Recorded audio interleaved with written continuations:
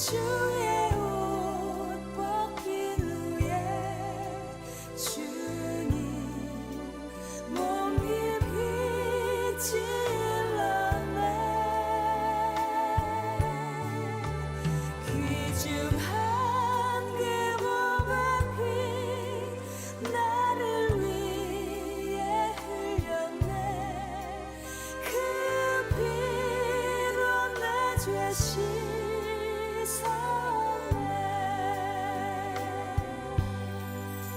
주여 나의 영혼을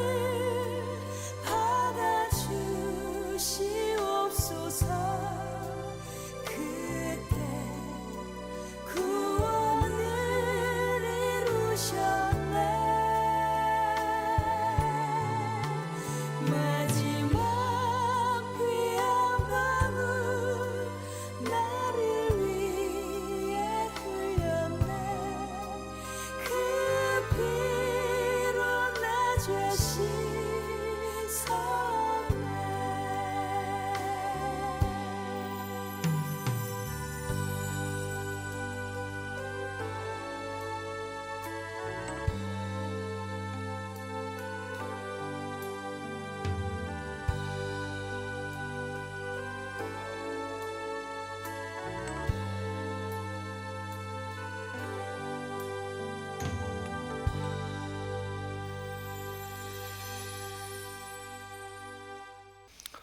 (4월 11일) 토요일 고난주간의 말씀을 다 같이 기도로 시작합니다. 다 같이 기도하겠습니다.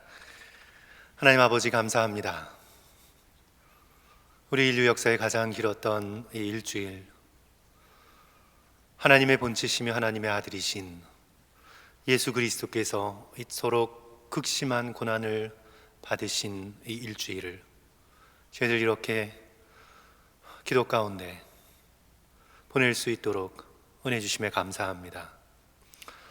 세상은 온갖 코로나 바이러스의 생각과 또 두려움으로 또 이 시간을 보내고 있지만 오늘 우리는 예수 그리스도의 십자가의 사랑을 붙들고 또한 이 주간을 보내게 됨에 감사드리며 오직 주님만이 우리의 구원이고 인류의 소망이신 것을 믿습니다. 오늘 이 귀한 말씀 함께 나누면서 오늘 하루가 주님 앞에 복된 하루가 되어질 수 있도록 도와주시고 또한 오늘 하루 기도 가운데 잘 보냄으로 또 주께서 주시는 부활의 영광스러움을 맛볼 수 있는 우리 모든 나성하님 교회 교우들 될 수 있도록 주여 축복하여 주시옵소서. 감사드리며 예수 그리스도의 이름으로 간절히 기도드립니다. 아멘. 사랑하는 성도 여러분 안녕하십니까? 몇 주 동안 이렇게 텅 빈 예배당에서 설교하면서 제가 참 깨달은 것 한 가지는 정말 사람이 교회구나, 교회가 건물이 아니라 사람이구나 하는 것을 정말 뼈저리게 깨닫습니다. 하나님을 사랑하며 예배하는 사람들이 모인 곳, 사람이 교회입니다. 코로나 바이러스로 우리가 여러 가지 근심 걱정 많이 하지만 그러나 동시에 이 시간이 하나님에 대하여, 복음에 대하여, 교회에 대하여 우리에게 깨달음을 많이 주는 것 같습니다. 오늘도 말씀을 함께 펴서 우리 고난주간 마지막 날에 우리에게 주시는 하나님의 그 놀라운 교훈의 말씀을 함께 나누고자 합니다. 마태복음 27장 57절부터 66절까지의 말씀입니다. 제가 봉독해서 올리겠습니다. 저물었을 때에 아리마대의 부자 요셉이라 하는 사람이 왔으니 그도 예수의 제자라. 빌라도에게 가서 예수의 시체를 달라 하니 이는 빌라도가 내주라 명령하거늘. 요셉이 시체를 가져다가 깨끗한 세마포로 싸서 바위 속에 판 자기 새 무덤에 넣어두고 큰 돌을 굴려 무덤 문에 놓고 가니 거기 막달라 마리아와 다른 마리아가 무덤을 향하여 앉았더라. 그 이튿날은 준비일 다음 날이라. 대제사장들과 바리새인들이 함께 빌라도에게 모여 이르되 주여, 저 속이던 자가 살아있을 때에 말하되 내가 사흘 후에 다시 살아나리라 한 것을 우리가 기억하노니 그러므로 명령하여 그 무덤을 사흘까지 굳게 지키게 하소서. 그의 제자들이 와서 시체를 도둑질하여 가고 백성에게 말하되 그가 죽은 자 가운데서 살아났다 하면 후의 속임이 전보다 더 클까 하나이다 하니 빌라도가 이르되 너희에게 경비병이 있으니 가서 힘대로 굳게 지키라 하거늘. 그들이 경비병과 함께 가서 돌을 임봉하고 무덤을 굳게 지키니라. 아멘. 오늘 본문의 말씀을 두 부분으로 나누어서 성도 여러분들과 함께 살펴봅니다. 첫 번째 부분은 이제 아리마대 요셉이 빌라도를 만나는 장면입니다. 그리고 두 번째 장면은 대제사장들과 바리새인들이 또 빌라도를 만나는 장면입니다. 이제 아리마대 요셉에게서 우리는 참 신실한 제자의 모습을 보게 되고, 대제사장들과 바리새인들의 모습에서는 도무지 믿으려 하지 않는 불신앙의 모습을 보게 됩니다. 우리 차례대로 이 아침에 간단하게 함께 살펴보고자 합니다. 첫째로 아리마대 사람 요셉입니다. 오늘 성경 말씀은 아리마대 사람 요셉을 소개하면서 저는 부자이면서 동시에 제자라고 소개합니다. 57절 말씀이죠. 저물었을 때에 아리마대에 부자 요셉이라 하는 사람이 왔으니 그도 예수의 제자라. 그는 단지 물질을 많이 가진 부자였을 뿐만 아니라 권력을 가진 사람이었습니다. 마가복음과 누가복음에 따르면 요셉은 산헤드린 공의회 회원이었습니다. 산헤드린은 유다 최고의 권력기관인 70명의 사람으로 구성된 오늘날의 의회, 국회와 같은 그런 조직이죠. 그러니까 굳이 번역하자면 국회의원입니다. 주요 권력기관의 회원입니다. 그러니까 아리마대 사람 요셉은 사회적인 지위와 권력과 물질을 동시에 다 소유한 사람입니다. 그가 처음에는 예수님의 제자라는 사실을 밝히기 싫어했습니다. 두려워했습니다. 요한복음 19장 38절 보시면 아리마대 사람 요셉은 예수의 제자이나 유대인이 두려워 그것을 숨기더니. 유대인이 두려웠습니다. 저들이 혹시 내가 나사렛 예수를 쫓는 제자라는 것을 알면 공의회 회원직을 상실당할 수도 있을 것 같고, 또 베드로가 여종에게 고발당한 것처럼 그렇게 고발을 당해 법정으로 끌려올 수도 있고, 그래서 자신이 인생을 들여 가문을 이어가면서 여태까지 쌓아온 자기의 성공이 물거품처럼 사라질 수도 있겠다는 두려움 때문에 그는 공공연하게 자신이 예수 그리스도의 제자인 것을 밝히지 못했습니다. 그러나 예수 그리스도께서 십자가에서 죽으신 다음, 어쩌면 그 십자가에서 죽으시는 예수 그리스도의 모습을 보고는 그는 예수의 제자라는 사실을 알리기로 작정했는지도 모릅니다. 빌라도에게 담대하게 나아갑니다. 그리고 예수님의 시신을 내어놓으라고 요구합니다. 성도 여러분, 이 일은 아리마대 요셉이 아니면 그 누구도 할 수 없는 일입니다. 이 아리마대 요셉이라는 사람이 아니었으면 이 십자가와 부활을 이어줄 수 있는 사람이 아무도 없었습니다. 제자들 중에 그 누구도 빌라도에게 나가서 당당하게 요구할 수 있는 처지가 못 됩니다. 아리마대 요셉이 공의의 회원으로서 권력이 있고 아리마대라는 마을을 대표하는 유지이고 또한 부자였기 때문에 그는 담대하게 빌라도 앞에 나아가 나사렛 예수의 시신을 내어달라고 요구할 수 있었습니다. 빌라도가 오늘 본문의 말씀에 따르면 군말 없이 내어줍니다. 58절 빌라도에게 가서 예수의 시체를 달라 하니 이에 빌라도가 내주라 명령하거늘. 말씀드린 것처럼 아리마대 요셉은 아주 중요한 인물입니다. 성금요일과 부활절을 이어주는 인물입니다. 만약 아리마대 요셉이 없었다면 예수님의 부활은 물론 하나님께서 다른 길을 여섰겠지만, 전능하신 하나님께서 다른 길을 여섰겠지만, 그러나 이 말씀의 흐름에서 볼 때 아리마대 요셉이 없었다면 당시 정황으로 참 곤란했습니다. 아무도 나서지 못하는 상황이었습니다. 제자들은 다 두려워서 흩어지던가 다락방에 들어가 문 걸어 잠그고 숨었습니다. 막달라 마리아 같은 여인들은 마음은 있지만 힘이 없습니다. 십자가에 못 박힌 사람들 대부분은 반역자이거나 노예로 취급받았기 때문에 가족 중 그 누구도 나가서 담대히 시신을 내어달라고 요구할 수 있는 능력이 없었습니다. 그러나 아리마대 사람 요셉은 담대하게, 이전에는 두려워했지만 지금은 위험과 오해를 무릅쓰고 빌라도 앞에 담대하게 나가 예수님의 시신을 달라고 요청합니다. 그리고 우리가 또 살펴보게 되는 또 한 가지, 아리마대 요셉은 시신을 요구했을 뿐만 아니라 예수님의 무덤을 마련합니다. 60절 보시면 바위 속에 판 자기 새 무덤에 넣어두고 큰 돌을 굴려 무덤 문에 놓고 가니, 아리마대 요셉의 세심하고 헌신적인 모습을 우리는 여기서 보게 됩니다. 예수님의 몸을 깨끗한 세마포로 감쌉니다. 59절, 요셉이 시체를 가져다가 깨끗한 세마포에 싸서 바위를 깎은 새로운 무덤, 그 무덤에 예수 그리스도의 시신을 안치합니다.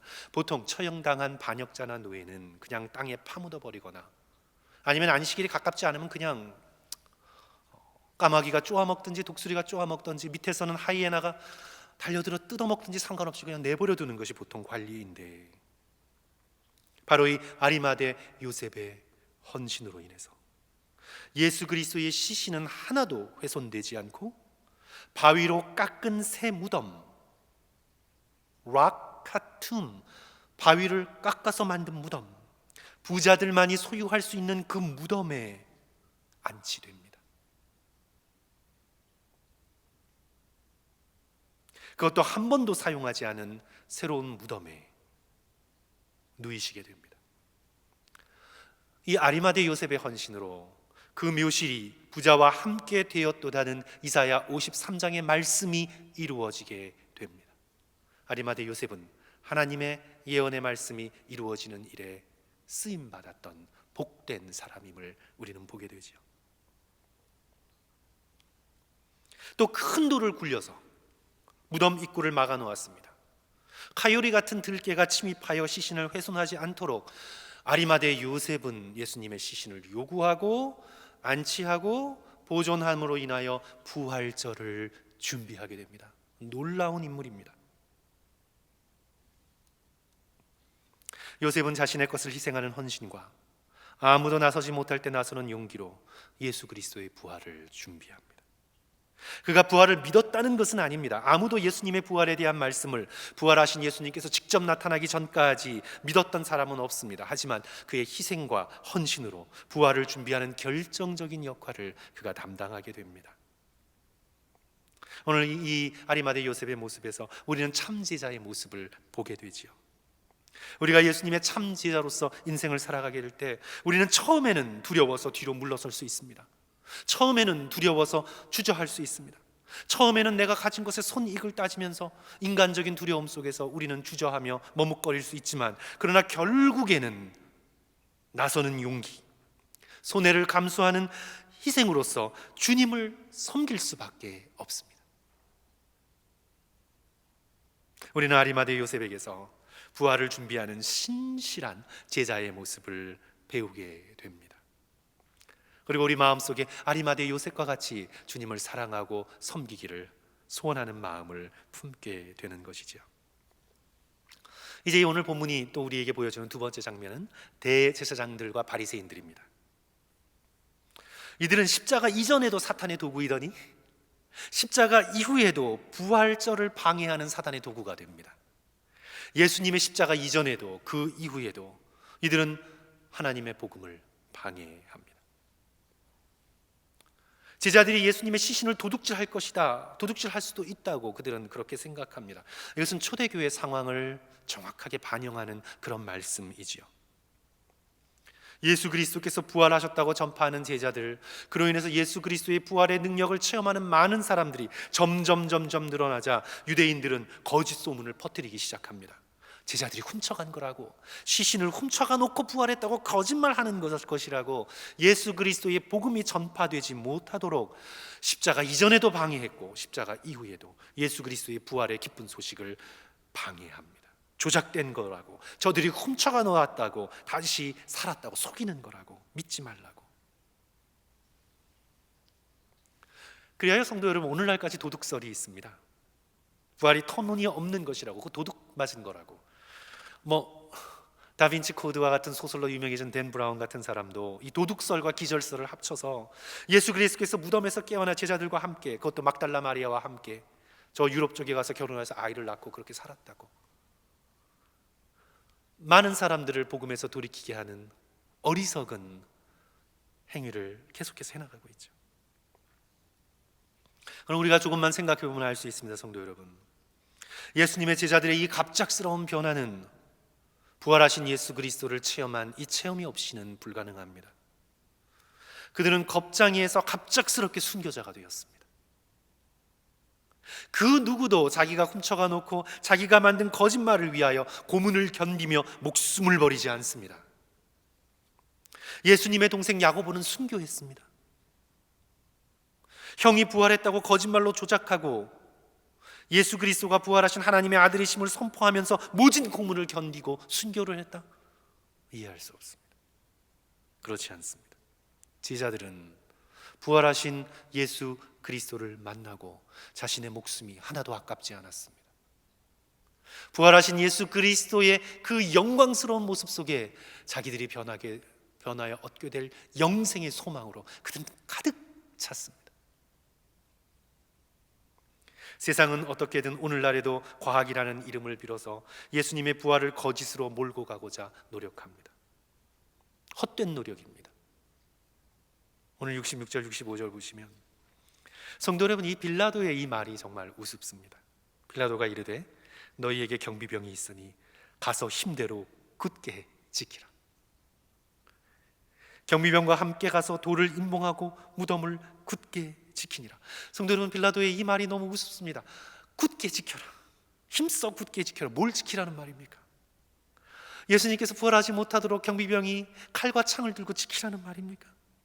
하나님의 부활의 능력을, 세상을 구원하시고자 하시는 하나님의 놀라운 능력을 경비병의 창과 칼로 지킬 수가 있습니까? 뛰어난 소설가인 프레드릭 비크너가 이 장면을 보고 이렇게 말했습니다. 기관총으로 허리케인을, 폭풍을 막으려는 것 같은 어리석음이다. 기관총을 들고 폭풍을 막을 수가 있습니까? 기관총을 들고 다가오는 허리케인을 막을 수가 있습니까?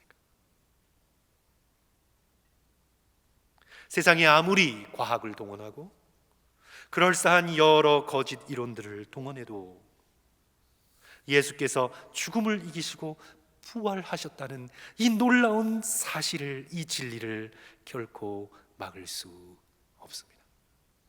예수 그리스도께서는 지금도 살아계셔서 그를 의지하고 믿는 백성들 가운데 영으로 역사하시고 온 세상을 주관하시는 만왕의 왕 되시는 분이심을 우리는 믿습니다.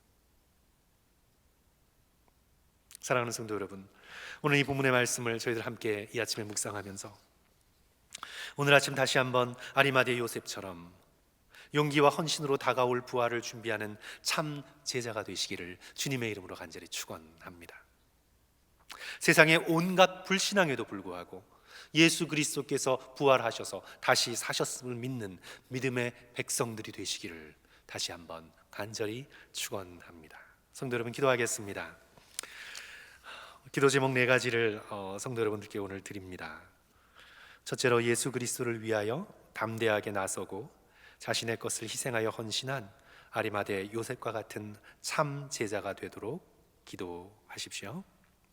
그리고 둘째로, 이 시대에 우리 젊은이들을 불쌍히 여겨주셔서 온갖 무신론적인 사상에서 보호해 주시옵소서, 그렇게 기도해 주시고, 또 세 번째로, 코로나 바이러스의 위협 속에서도 굳센 부활의 신앙을 가질 수 있도록 또 기도해 주십시오. 마지막으로, 하루빨리 우리 건강한 모습으로 이곳에 다시 모여 예배하는 모든 나성하님 교회 교우들 될 수 있도록 오늘 이 시간 간절히 기도해 주시기를 부탁드리겠습니다. 마치는 기도합니다. 사랑해 주님 감사합니다. 빌라도가 막을 수 없습니다. 경비병의 창과 칼이 막을 수 없습니다. 거대한 무덤을 틀어막는 돌로도 예수 그리스도의 부활을 막을 수 없습니다. 이 시대의 과학이라는 이름으로 막을 수 없습니다. 이성이라는 이름으로 막을 수 없습니다. 예수 그리스도께서 부활하셨다는 이 놀라운 은혜가, 이 놀라운 진리가 오늘 이 말씀을 듣는 모든 성도들의 마음속에 깊이 뿌리내릴 수 있도록 도와주시옵소서. 머리로만 이해하는 교리가 아니라 마음속에 담고 기뻐하고 사랑하고 또 주님의 이 놀라운 부활의 영광에 매료될 수 있도록 우리들의 마음을 움직여 주시옵소서. 이 세상의 어떤 번쩍이는 것들을 좋아함보다 주님의 이 부활의 영광과 빈 무덤의 신비와 이 주님의 놀라운 사랑을 기뻐하며 바라보며 즐거워할 수 있도록 오늘 성도들의 마음을 다스려 주시옵소서. 감사드리며 예수 그리스도 이름으로 간절히 기도드립니다. 아멘. 성도 여러분, 오늘 토요일 또 말씀을 붙드시고 믿음으로 승리하시기를 주님의 이름으로 간절히 축원합니다. 감사합니다.